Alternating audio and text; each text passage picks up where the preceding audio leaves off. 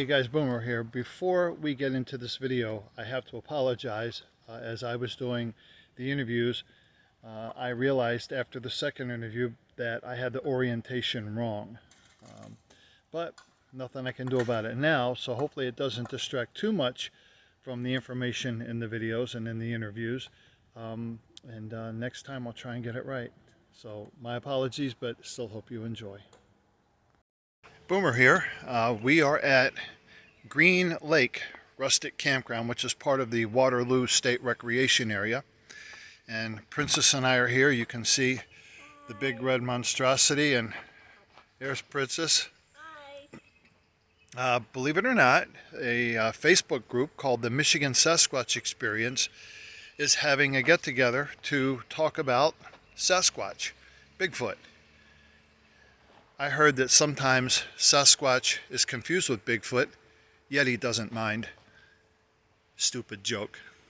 So anyway, just wanted to give a heads up for the meeting that we're having tomorrow. And I was thinking about maybe talking to a few folks about their experience with Sasquatch, their beliefs, briefly, what they think about Sasquatch, why they think he's real. In fact, I think that would be a good question to ask some of the folks there. Why do you believe in Sasquatch? Kind of get their answers and post them on the channel here. Might be some interesting listening to hear why folks believe that Sasquatch is real, and to see if anybody has actually seen Sasquatch. That's going to be in the group tomorrow. I was talking to one lady today who said that she has seen a lot of evidence with footprints and things like that, photographed it. So we'll see what tomorrow brings. Let me swing around here and show you camp. Yep, the big red monstrosity set up. This is our portable bathroom. It can also be used as a shower if you get a shower bag in there, because this is rustic, so there's no electricity. We do have a bathroom. That's about it. Excuse me. We don't have a fire going yet because we're going to head out and get some water. Coming to you, Mrs. Boomer. Have the canopy set up. We have it set up this way to kind of give shade from the sun, and then tomorrow morning when the sun rises in the east, we'll just move it down this way a little bit. So here we are,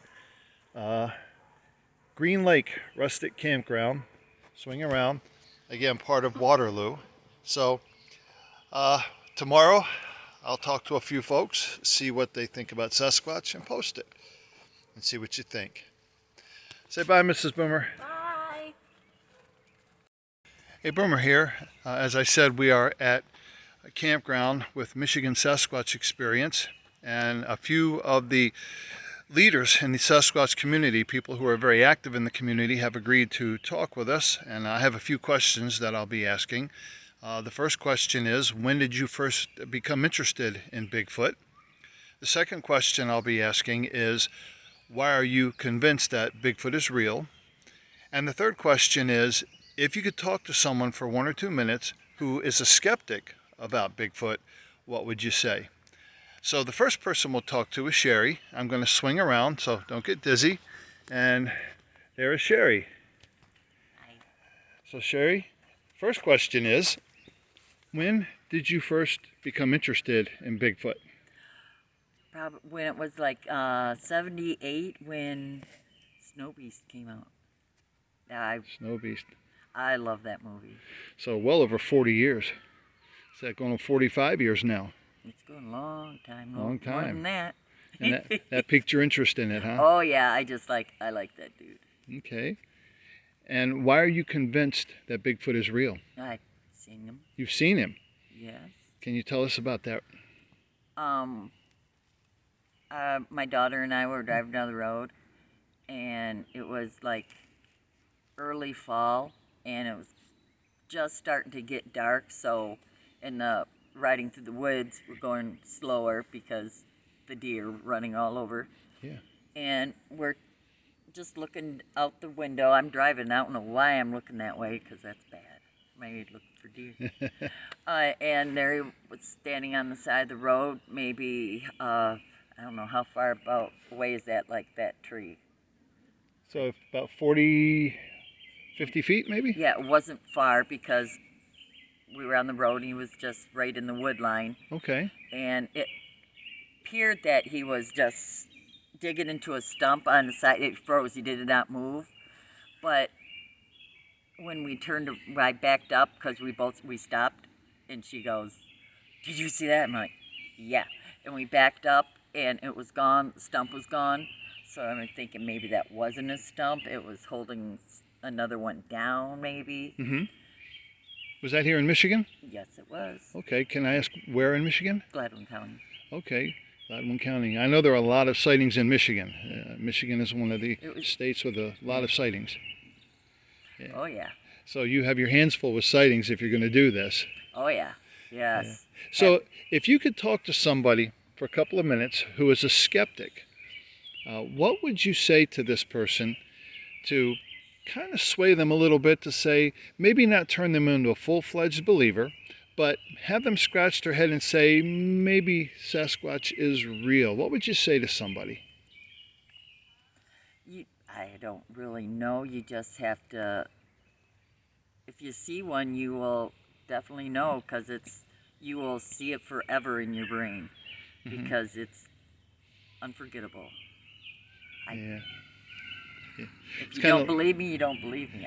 It's like, where were you when the Challenger exploded, and where were you when JFK was shot? There are certain things that happen that you never forget, and seeing a Bigfoot is one of those where when it happens, you'll never forget it. Oh yeah, and I had bluff charge coming at. They were running through my apple orchard. It was 2012.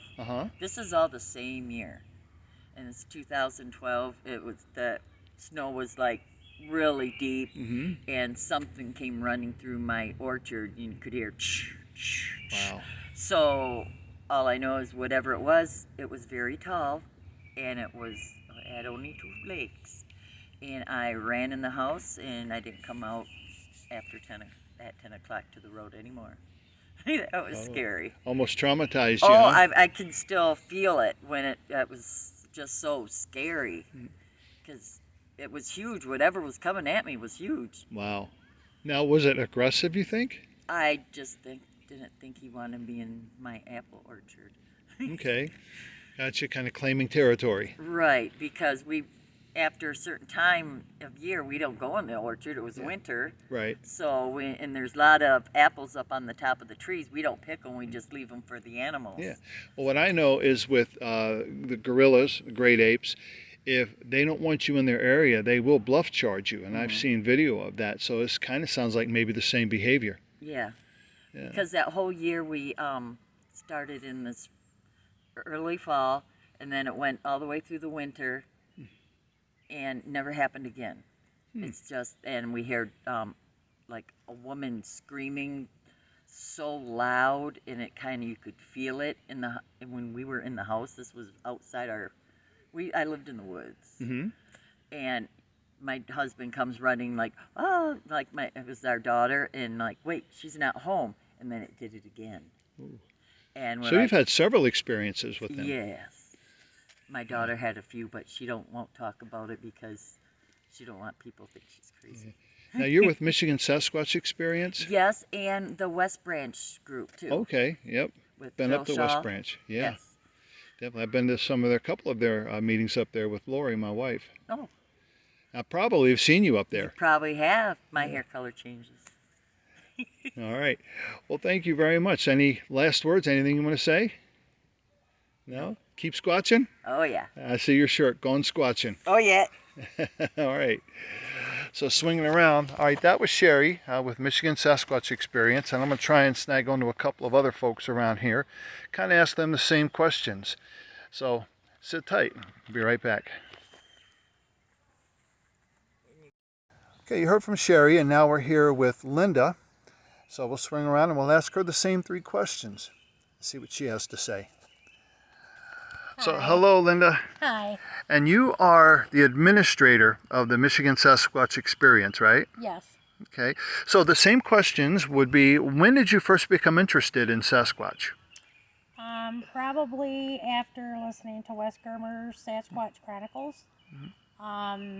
Because for years and years I actually had a what you would say was a Class A encounter when I was 14, but I kind of blocked it out of my mind. So about 5-10 years ago? Yeah, right, well, right, yeah. I wish. But throughout the years, we moved back and forth, in and out of Michigan, and my dad was in the Air Force.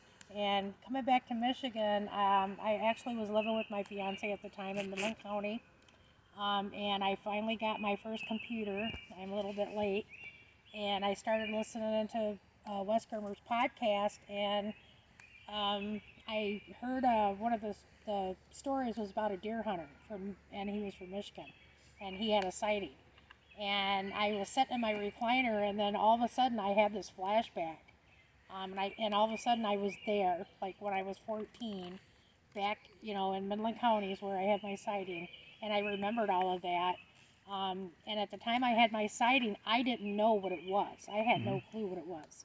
Was I scared? I was a little bit scared. I was on the back of a mini bike with my step cousin, Kathy. We were taking turns on a mini bike back in the woods that day. And we were up here for summer vacation. We lived in Oklahoma at the time, and we were only going to be here for like 2 weeks. And so I didn't really know what it was at the time. But when I figured out what it was that I saw after listening to Wes's podcast, I saw some drawings that Sibylla Irwin did, who's I want to say like a crime, like if you think about a crime sketch artist, if you tell her what you saw, she can draw it. And this woman is very talented. And there was a guy on there that she drew a sketch. And when I saw that picture, I'm like, that is almost exactly what I saw, except for the one I saw had long hair, and you couldn't see the ears. The one he saw, according to the sketch she drew, the hair was short on the head. You could see the ears. What I saw had a real long lip line. It had a big nose. It had huge eyes. We think it was. We think the bushes that it was standing behind. I only saw it from here up. We think the bushes were about 6 feet, and we saw like this much of it. So we got to see the whole head, and that's all I saw. So we're thinking it was like at least 7.5 feet tall, this thing that I saw. And when I realized what it was, it piqued my interest, but I also at the same time I was listening to Wes's show, and if anybody listens to that show, I would caution you, it's not for kids. I admit I have a little bit of post-traumatic stress disorder from it, like what I went through, and because it's not always pleasant. I'm gathering that. With the people that, if you listen to different people's experiences with these things, they have not always been pleasant or nice. My experience was okay. When I saw it, it didn't open its mouth. It wasn't growling at us. It didn't show teeth.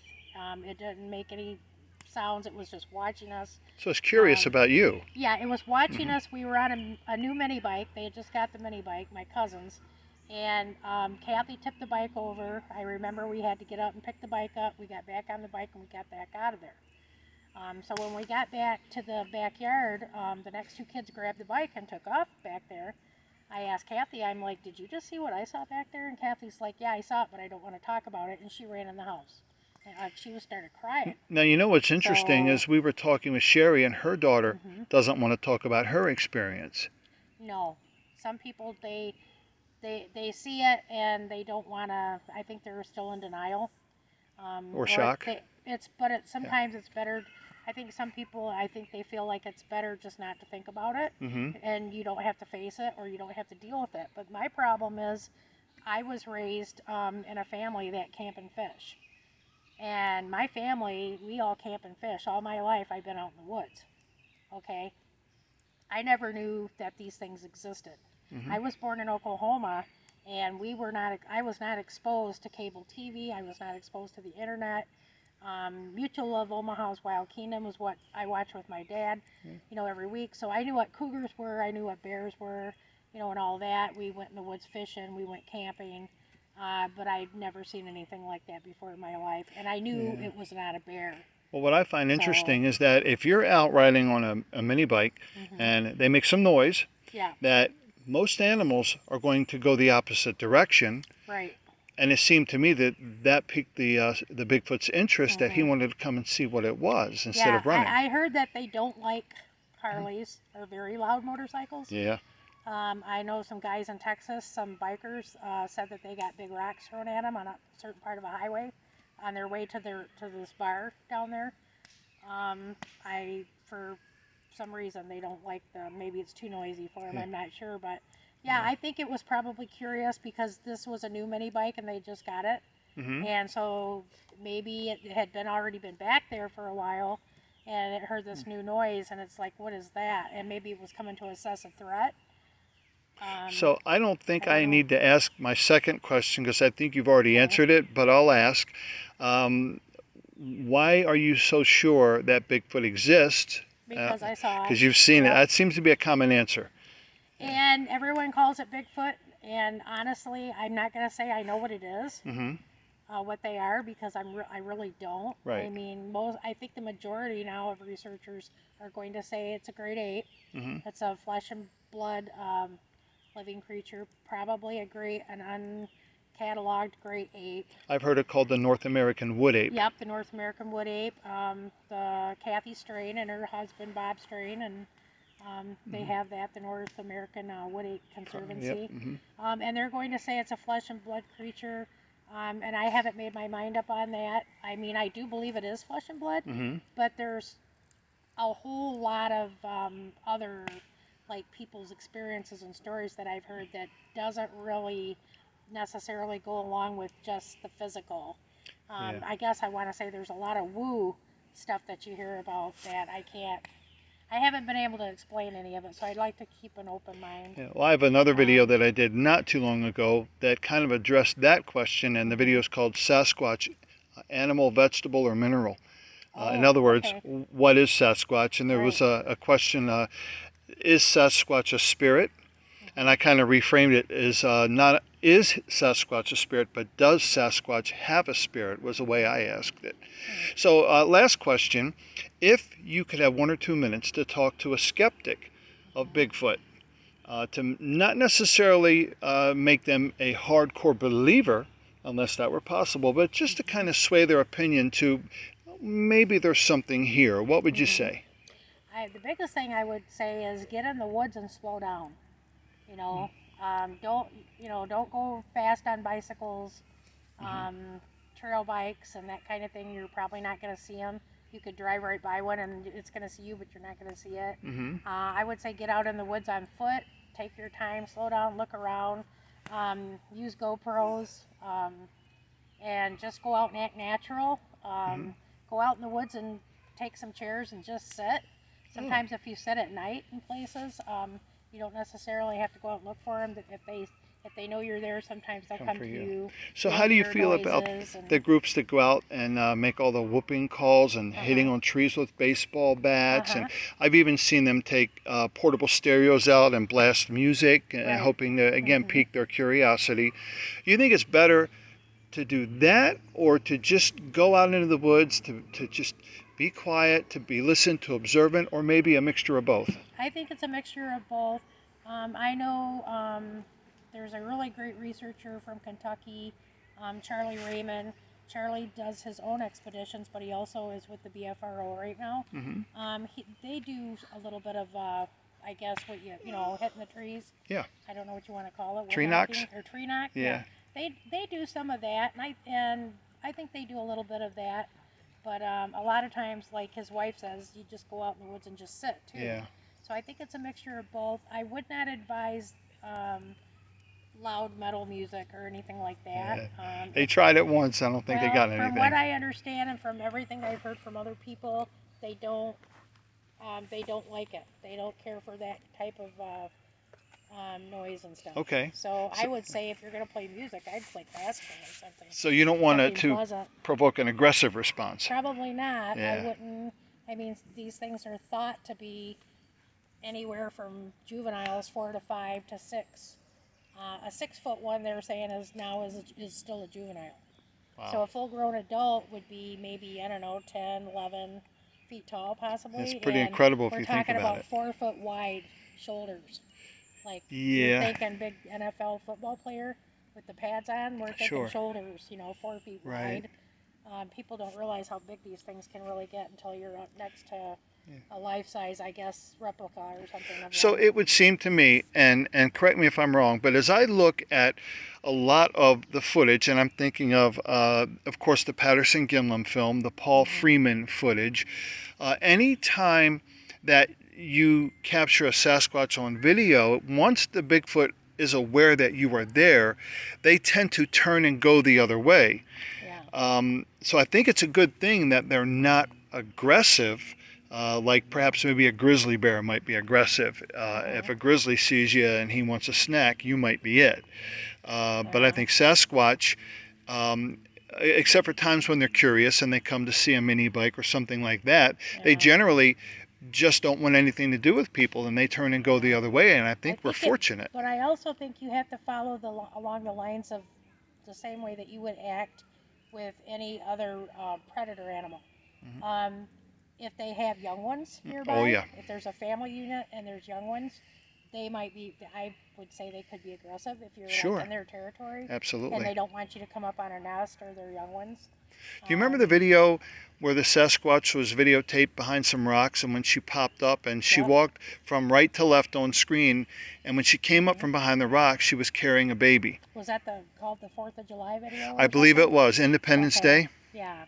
Yeah, I think. Some people are saying that's a hoax, but Yeah, but I don't know. if you look at Doesn't the look way, like a hoax to no, me, if you but look at the body proportions, the way hmm the animal walks, it's just like with Patty from Patterson Gimlin. It's impossible to be a human in a suit because of body hmm proportions and gait, things like that. And I think it's the same with this. There's no way that a human could walk like yeah. that. Well, I watched I don't know if it was what channel it was on, but there was Jeff Meldrum, and Hmm. there was probably like over 10 scientists of all different, um, Yep.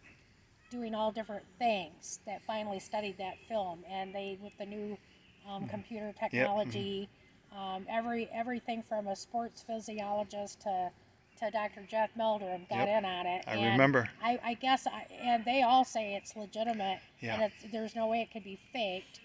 Hmm. So I guess I would probably take their word for it over somebody on the internet that says, "Oh, that's a hoax. It's somebody in a suit." Well, prove Yeah. it. You can't. It's never been proven that it's a hoax. Right. Never. Never. Yeah. So I Yeah. mean, that's it. So That's like the yeah, golden. it is. That's the holy grail, isn't Yep, it? that's the holy grail of Bigfoot Yep. It is. film. So, one last thing, would you want to say with regards to the subject of Bigfoot, Sasquatch? What would you say to people? Well, I would say just get out in the woods and take your time and look around and um, try to be aware of your surroundings. It would probably not a good idea to go out in the woods by yourself. I'm Hmm. not going to say I never do it because I'd be lying. Just for Um, safety's sake, for that right. matter. And I mean, right now it's like some people go armed. They actually go armed. Some Hmm. people don't. I'm not going to tell you don't take a gun in the woods because I wouldn't do that. But I mean, I don't actually have a gun myself. We do have knives that we go in Hmm. with. Yeah. But I would just say be cautious, and But you pay also, attention to your instincts yeah. because that's Oh, helpful. absolutely. We also Uh, have to remember that even though you might be out there trying to find a Bigfoot, there are other animals out there that yes, can be aggressive towards you. So yes. anything you can do to kind of ensure your safety, up Mhm. to and including carrying a firearm, might not be a bad idea, but you don't want to go out there and just be oblivious No. and hear Bigfoot, and the next thing Right. you The know. biggest thing here in Michigan right now with us is mountain lions. Hmm. Yep. We've already been stalked. We were up in Grayling. Was that 2 years ago or 3 years ago now? 2 years ago? When did we go to Grayling to Sarah's place? And we were stalked. We were all stalked by a bear and a cougar, and we didn't Wow. even know it until the next day. Until we got up the next day and looked at our camp perimeter, and we found the tracks. We knew Mm. there was something out there, but we, Yeah. wasn't sure. Sure. And plus there was something else walking around bipedal, but it was just us girls were left there, and the guys had taken Yeah. off. So we, Well, when I was talking with we didn't Sherry, know. she's had several experiences. How many Hmm. experiences have you had? I can't even count. That many? I've had so many experiences, and honestly, they were all to me. They were all okay, normal experiences until we went to Oscoda, and that's when I got hit with what they call the woo. Can't explain it. That area up there is very strange. Um, did you tell them about the campsite? We went to a campsite up there, and our batteries all got drained. Our friend has a big school bus, and he's got how many batteries? 3 or 4 batteries on the school bus. He had to call a wrecker the next day for buses because his bus wouldn't start. All his batteries were drained. So Overnight. that's We found tracks there. I went back to the same spot. Actually, believe it or not, I shouldn't have done this. It wasn't very nice, but I did. I had a rental car, and I went back in a brand new rental car. I was by myself, and it was twilight. I seen a black flash on the side view mirror, and I seen something very shimmery, and it was great big, and it was oval, and it wasn't there before, and it was there for a few minutes, and then all of a sudden it was gone. And the car kept flashing at me messages saying that the battery was draining, and I'm like, this is a brand new car. Okay, why is the battery being drained? Right. I actually ended up leaving about I want to say 9 o'clock. Was it 9 or 10 o'clock? I called you. I was texting It started Sherry. getting dark. And It started like, getting I'm outta dark, here. and I actually decided to leave because I was going to be stranded there by myself. I realized, and so I had to get out of there. Okay, so that sounds like when you think of Sasquatch, you think of cryptid, not necessarily paranormal, but this sounds paranormal. Well, that's what I thought, and that was totally unexpected. We didn't expect to have. We didn't go there to expect to have any experiences like that happen. With all our batteries draining. I mean, it was very, very strange. I've heard of that with people that are ghost hunting, and they've had that experience happen. Yeah, and she found a track. Her and Rick Brenner both found tracks there. They look like Bigfoot tracks. Did you cast the one there, or did he cast one? Yeah, tell them about the storm with it running around you. Oh yeah, and we were in Rick's bus one night, and we had a big thunderstorm. And I seen a hand in the window, and Rick seen something in the side view mirror. Of course, it's dark and it's raining, and it's thundering and lightning.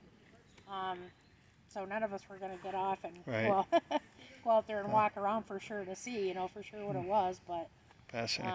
yeah, Well, spooky place up in Oscoda area. Well, I do appreciate it very much. Thank you for all your insight. And thank you. Everybody, be safe out in the woods and just be aware. Keep your eyes open and watch your back. That's the big thing, isn't it? Yep. Yeah, they could be around and you not even know it. Right. All right. Well, thank you so much, Linda. Thanks. Boomer here, and I am now going to talk with Bob and ask him the same 3 questions that we've asked the other folks. So I'm going to swing around, don't get dizzy, and with that, I'll introduce you to Bob. Bob, where are you from? I'm from Toledo, Ohio. Ohio. Toledo. All right. Now, the 3 questions that I asked, the first question is, when did you first get interested in Bigfoot? Oh man, that's easy. When I was about that high, I remember laying in front of the TV when TV used to be a piece of furniture. Remember that? A lot of young people, it's not a picture hanging on the wall, it was a piece of art. And seeing the Patterson Gimlin, with my parents. And that was what, 67, 68. And, my whole life I've been into monsters and stuff, but ever since then. So, I'm 60 years old, so that's 55 years, pretty close to it. Yep. I think you might hold the record in this group. Oh. Yeah, well, AARP. There you go. Well, for the record, we're the same age. Okay. Yeah.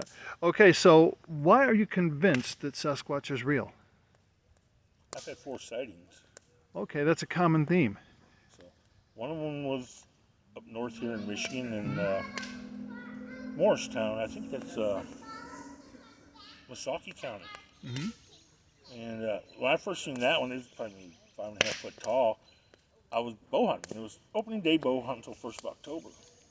And my brother and I were up there. We were probably 100 yards apart, and it was between us. And we figured black bears. And as the light came in, because where it was shaking a popple tree. And I got to looking at it because I'm easily amused. And I'm like, wait a minute here. A bear has paws. A bear pushes. This had a grip on it. I'm like, no. And most people freak out. I'm warped. I giggled. It was the funniest thing, And then I turned my head. I heard the other rabbits, so I turned thinking it was deer, and I looked back, and it was gone. I was like, but it was great. I told my brother. At first, I thought it was him, and he thought it was me. And he thought it was a bear. I said, no, that wasn't a bear. And yeah, that was my first sighting. Well, how long ago was that? Boy, 1989. Okay. Wow. So, And you've had 3 other sightings since then. yeah, I have. A couple years later in Tar House State Forest in Ohio. That one freaked me out. Again, I was deer hunting, and it was the gun season in Ohio, so it was 1st of December. And Tar House is a really, really rugged, hilly area. I mean, well, I'm not going to say what I call Mount, but, it's not pleasant walk, especially for older guys. And my size. I don't do that stuff no more. At any rate, I was in one side of the valley, it was on the other. Now, as the crow flies, we were probably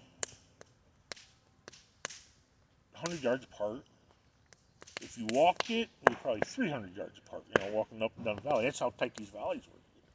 I mean, but that thing was 9 foot tall. It was big, red, and it was just walking. I was just in shock, and I'm like, okay, I have a worn-out slug. Please don't come this way. And it growled. I felt it, and my hair stood up. I was nervous. I was scared. So you said this one was red. Yeah, this one was a red one down Okay. in southern Ohio, Tar House, south of Columbus, Chillicothe, Ohio. Okay. Yeah. Right in that area. We have actually family in Chillicothe. Well, then they know about them. Yeah. But, So several, and that's what I've realized talking with Sherry and it's people and Linda. They've had multiple sightings. And, oh yeah, my last 2 were right by my work where I work. I work extreme northwest Ohio in Williams County, Ohio, just north of Bryan, Ohio, where Spangler Cantor, the Dum Dums are made there. But right there at the corner where my work is, right behind it, there's an area where they call it the Wabash Canyon Trail. It used to be railroad, and then they made it into a hiking trail, and it runs all the way across northwest Ohio. I pulled out, I was in the big truck. I drive a truck for a living, and I looked down the trail, and this was a little over a year and a half ago, and it was a perfect silhouette, just standing there. Now, mind you, the trail, it's an old railroad track, and so it's a tree row, and then maybe 200 yards back, it goes into a woods. And it was standing right there where the tree and the woods come together. The tree and the woods come together. And a perfect silhouette. I'm like, no. I'm like, it took me a while, because, most of the sightings are just fractions of a second. They tell you that too.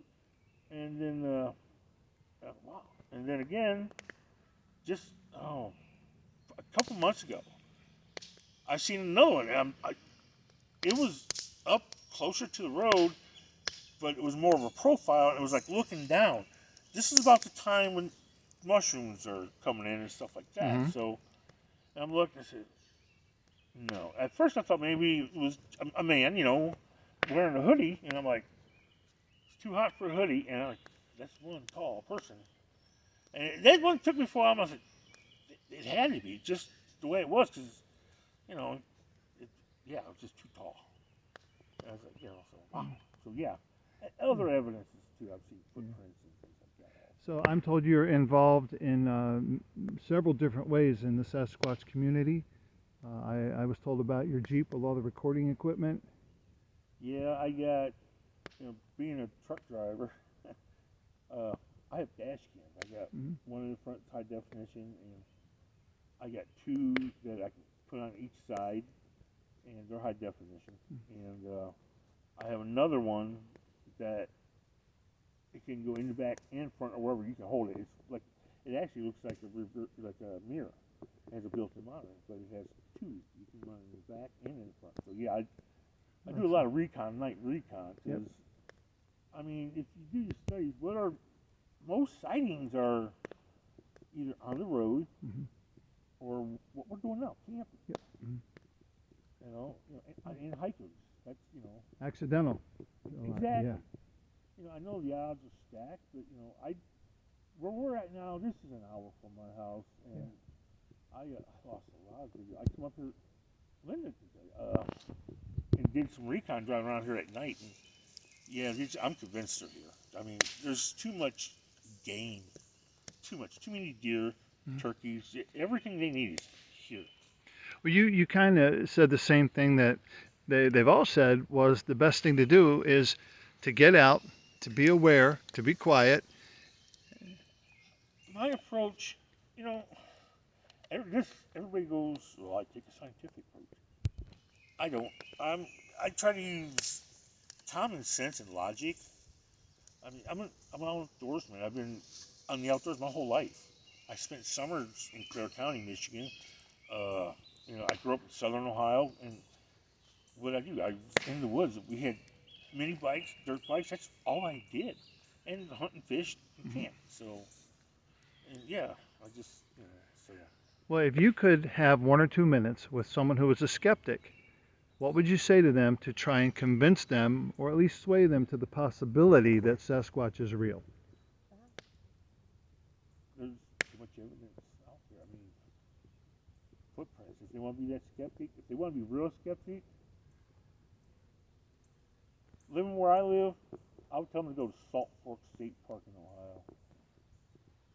I'd either tell them to go there or up in the UP, Hiawatha National Forest. And I'm going to tell you right now, Michigan's going to be a breakout state for Bigfoot. I've heard there's a lot coming out of Manistee also. That's an area I've been wanting to go. I want to go there this summer. I was, you know, hoping maybe, call me a fool, but I'm going to be up here in Chelsea July 30th for the convention. And I was thinking about leaving from there and going up to Manistee area. I believe that's Manistee, outside of Cadillac and Boone, just west of Cadillac. Yep. Years ago, I've had experiences in that area that I can't explain. Because I used to bow hunt that area a lot when I was younger. I'm talking a few decades back. But yeah, I've heard things that just, you know, and now that I'm into it, because I don't deer hunt stuff like that anymore. This is what I do, you know. I go squatching. So you have a YouTube channel you're going to put? I'm setting mine up. Okay. It's really hard for me. Yeah. I'm a truck driver. I work nights. Yeah. And I'm gone 12, 13 hours every night.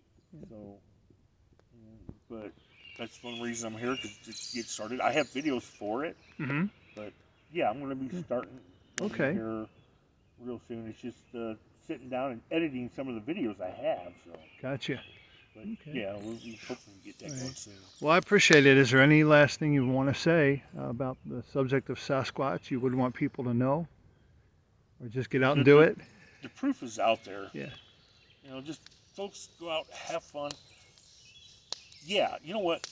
If you go out looking, it's not going to happen. Just go out and have fun. Just go out in the woods, have fun. You know, what I do, like I say, I take an approach where I take like the same approach I go hunting. I go out, a lot of times by myself, I'll sit down for a few minutes and just, I don't know if you want to call it meditate, just become one with the woods. It's take a few deep breaths, smell the air, smell what it smells like, and just go out and have fun.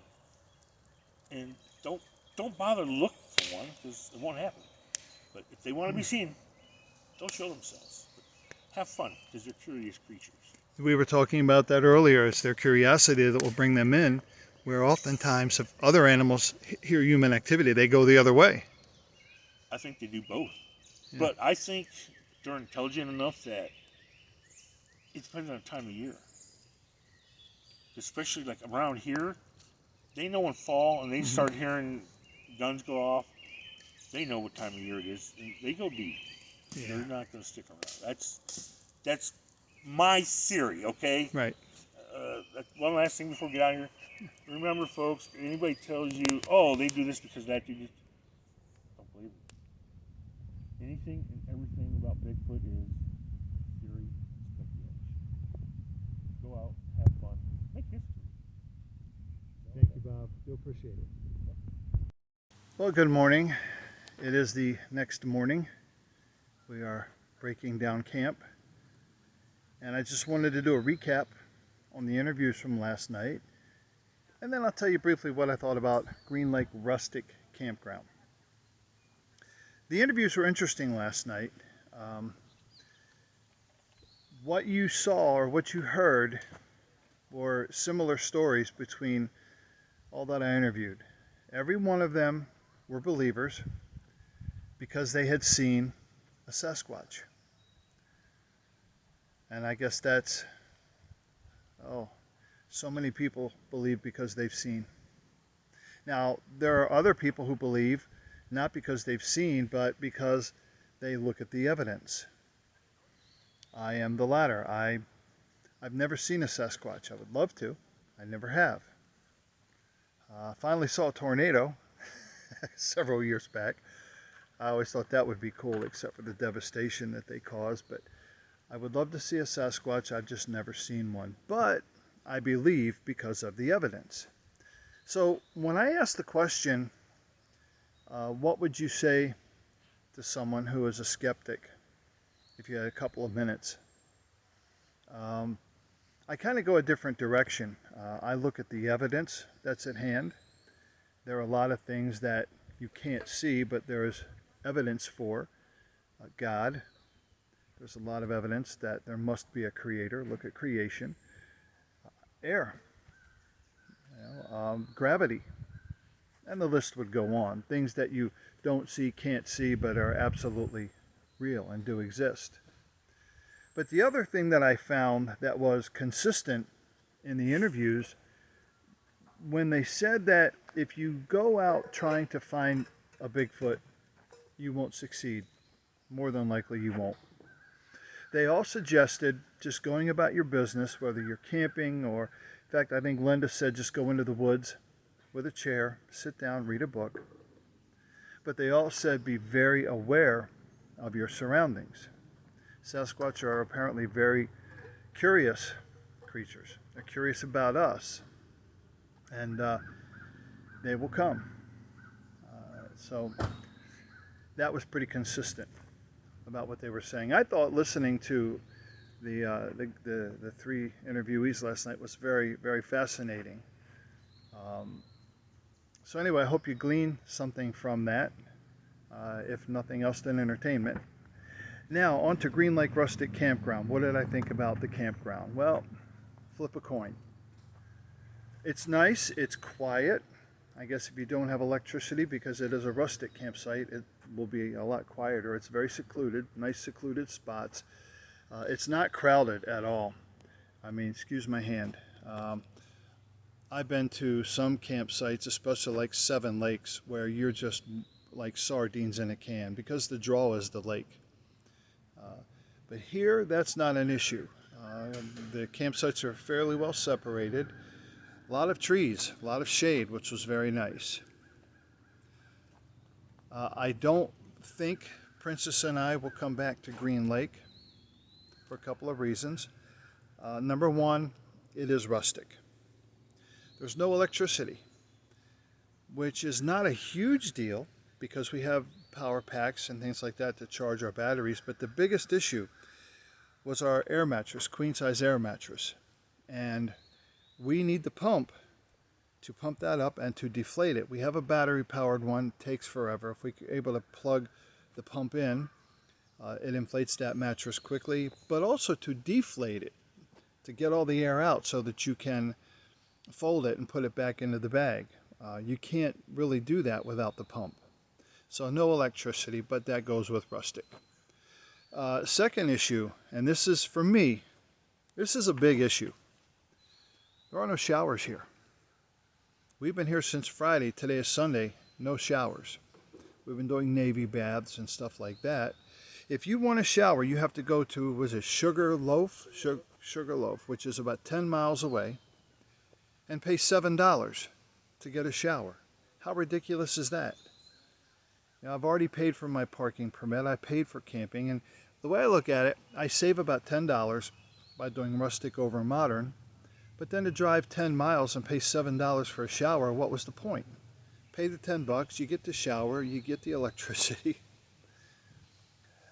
The other thing that I really didn't like here, there's no modern bathroom. If you look here behind me, up on the hilltop, that's kind of your outhouse. That's the only one. No, I take it back. There's another one, two on the other side, but there's no plumbing in there. It literally is a hole in the ground with a bucket on top of it. And the bugs inside there, my goodness. Whereas if you go to modern camping, you've got modern plumbing, you can flush. So you're not living in the outhouse, so I guess we can deal with that as well. Nothing that can't be overcome, it's just convenience. The only other thing I can think of is water. They have one pump here, and it is an old-fashioned pump with the handle that you have to pump up and down, and it took quite a bit to get the water started, and Princess got such a workout pumping that thing, whereas if you're a modern campground, you just turn the faucet and the water comes out. So I guess it depends on what you want, what you like. The one thing that I do not like, let me get up here, dirt sites. I hate dirt. Give me grass, because you get dirt inside the tent and it's a lot to clean it up. Boo-hoo, right? You're camping. But if I can get a grassy site in a modern campground, I would rather have that than a dirt site in a rustic campground. That's what I'm saying. And the other thing on a dirt site, well, you know, you never know when it's going to rain, do you? It wasn't supposed to rain last night. They were calling for some rain today, and this is as of a few days ago. Well, it rained last night. And if you have rain and dirt, you end up with mud. So what we're going to have to do when we get home is set up the tent and rain fly and the tarp and clean it all off from the dirt and the mud, because you don't want to pack stuff away wet like that, because you get mold and then you've ruined your tent. So anyway, those are my thoughts on the campsite here. Would I come back? Maybe. I would want a grassy site if possible, and I don't know if I would stay for a couple of days. One night might not be too bad. But if I had a choice, I would rather have a modern site. So those are my thoughts, both on the interviews and both on the campsite. I know it was quite a bit longer video, so if you've stayed around this long, thank you for that. Thank you for watching. And you truly are boomerangs. So Princess is up that way, so I'm sure she says bye for now. Take care, and until next time.